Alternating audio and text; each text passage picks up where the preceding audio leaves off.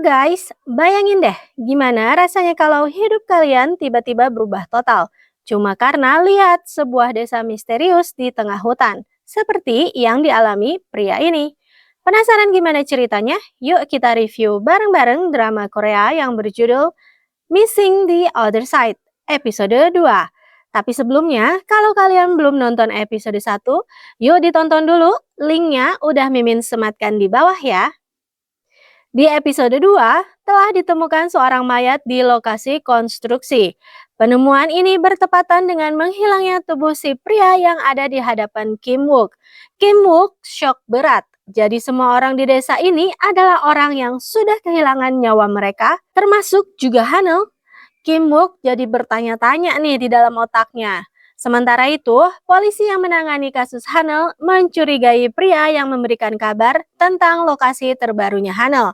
Ditambah pria itu memberikan informasi detail tentang Hanel yang tak polisi ketahui. Dan meski Wook masih shock, Jang Pansok pun akhirnya memberitahu jika desa Duonri adalah desa orang tiada yang jasadnya belum ditemukan di dunia manusia. Dan yang bisa melihat mereka hanya Kim Wook juga Jang Pansok saja. Sungguh orang-orang yang tak waras. Kim Wook bahkan berpikir mereka adalah sebuah kultus sesat atau bahkan para penipu. Kim Wook frustasi. Kenapa ia melihat hal-hal yang tak orang lain bisa lihat? Sedangkan Shin Jun Ho petantang petenteng sambil menangkap tersangka penghilangan nyawa wanita di dalam lemari pembeku kemarin. Karena berkat kejeliannya, ia menemukan jejak pelaku yang tertinggal di TKP. Begitu tiba di markas, Shin Jun Ho malah disuruh bekerja sama dengan tim orang hilang. Karena tim itu sudah menemukan jejak pelaku penculikan Hanel.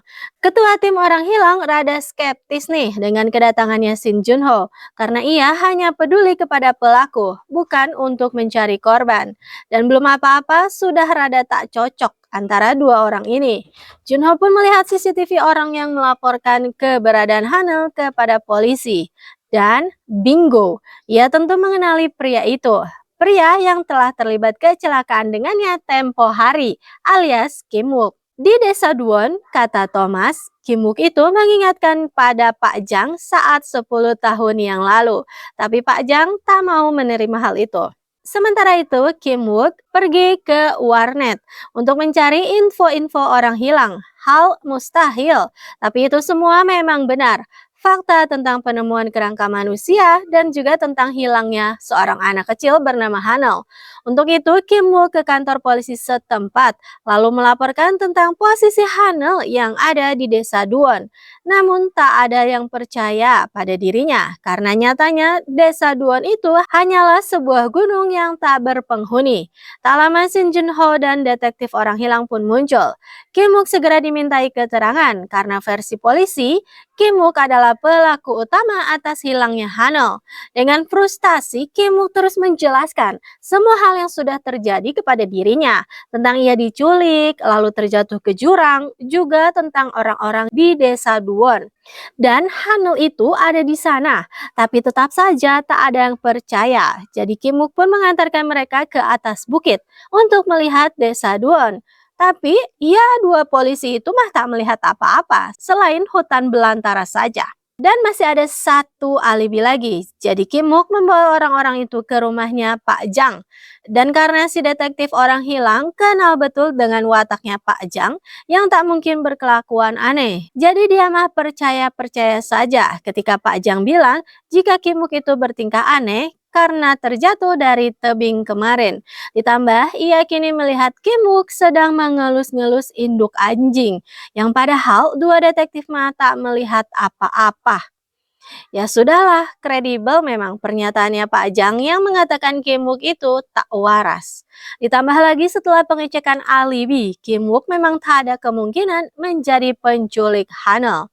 Kim Wook akhirnya kembali ke teman-temannya, dan meski ia sudah jauh dari desa Duon, Kim Wook masih saja tak bisa tenang karena memikirkan Hanel dan janji yang sudah terlanjur ia ucapkan. Baru saja akan menutup mata, pegadaian milik temannya tiba-tiba dibobol sekelompok orang.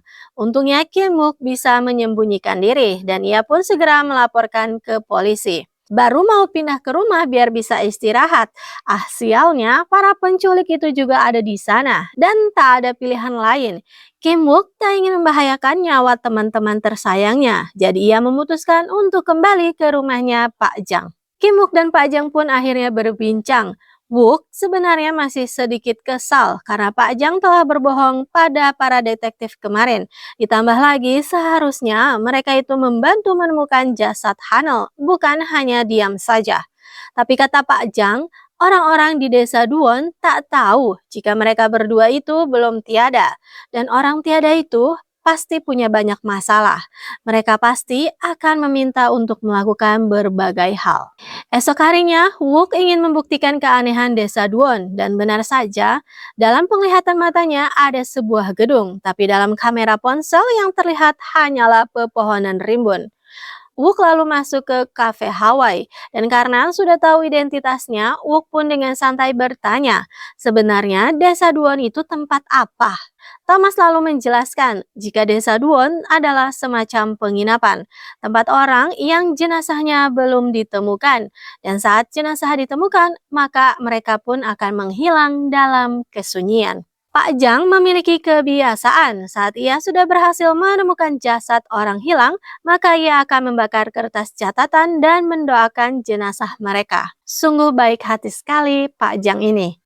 Thomas dan Wook menyusuri desa Duon. Ternyata ada begitu banyak orang, terlebih anak-anak yang jasadnya belum ditemukan. Hanel pun datang sambil menenteng tas. Ia memberikan robot kesayangan kepada Wook.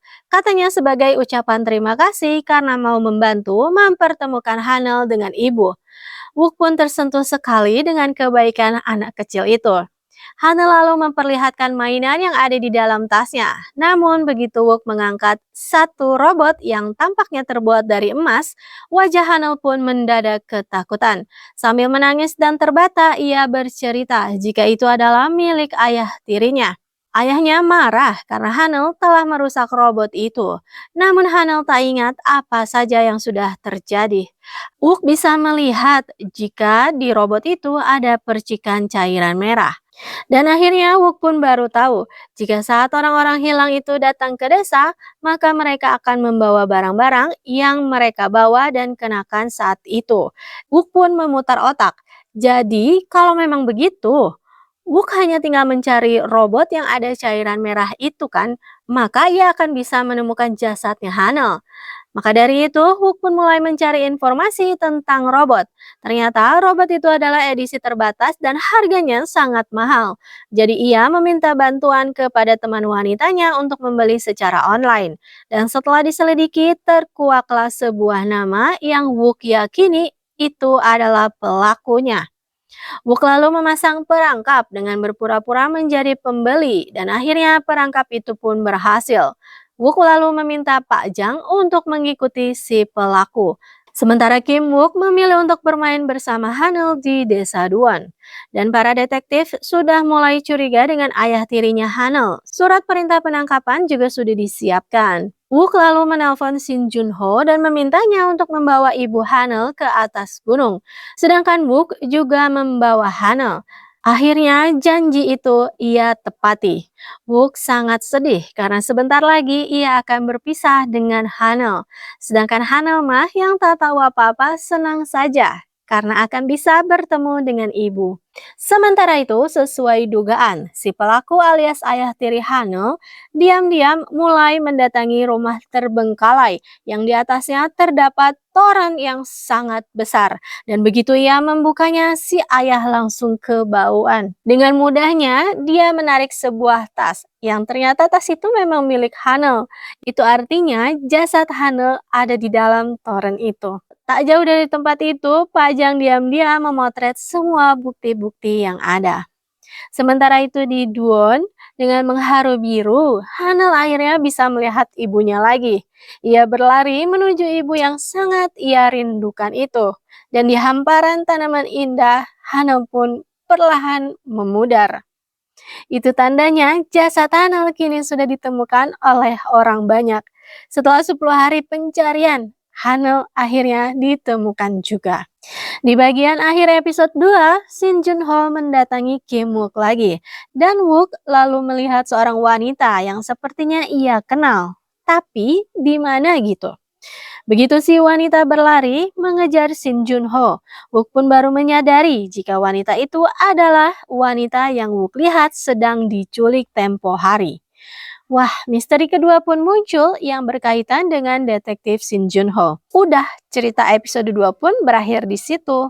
Kalau kamu mau tahu kelanjutan dari kisah cewek cantik itu, kenapa ia bisa berakhir di desa Duon, dan apa kaitannya dengan Shin Junho? Jangan lupa komen ya.